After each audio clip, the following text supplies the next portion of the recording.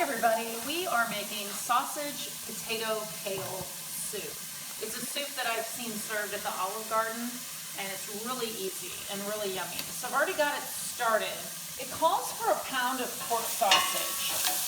I couldn't find it in bulk pork sausage and we used a little bit of it the other day to make egg rolls. So we had to buy it in lengths. We squeezed the sausage out of the casing and threw the casing away.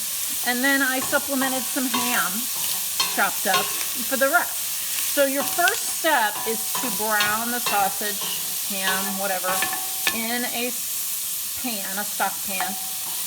And you want to make sure that the sausage is no longer pink.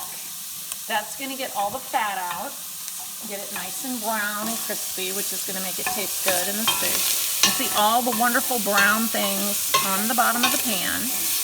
Now what happens, depending on how greasy your sausage is, or how fatty it is, sometimes there's going to be a lot of grease in the bottom of your pan.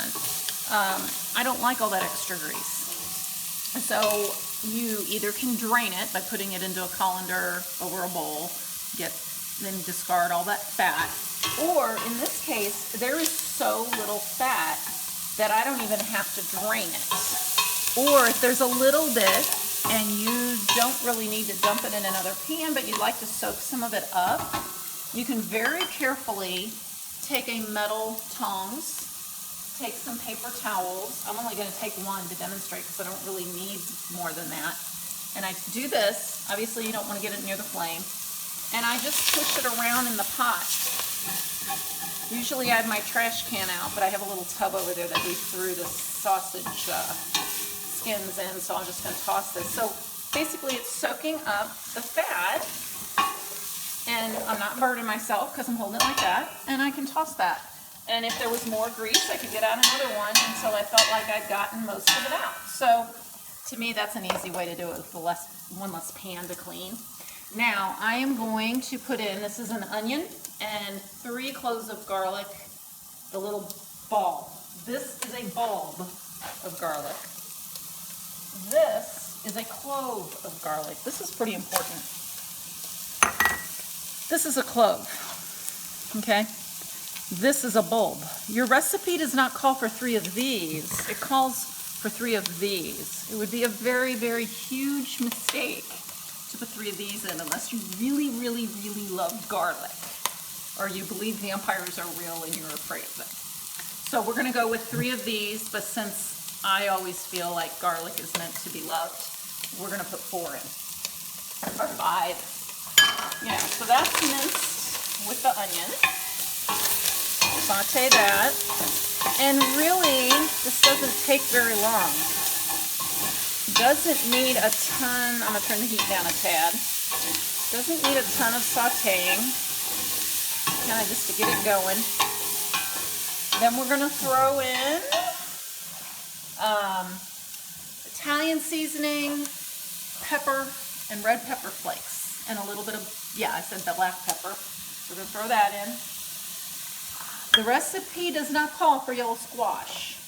I happen to have one that needed to be cooked, and I like squash, so I threw that in. So I guess you figured out by now that I think recipes are merely a suggestion, and I'm not that worried about following them exactly. All this literally gets thrown in. The broth gets thrown in.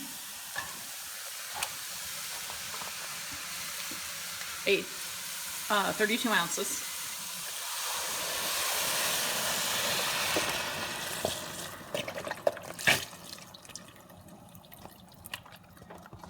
Okay.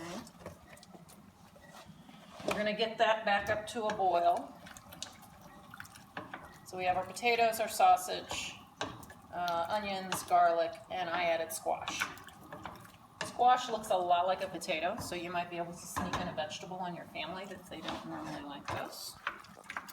So this is now taking all those yummy little nubbins off the bottom of the pan, are now loosened and in the soup.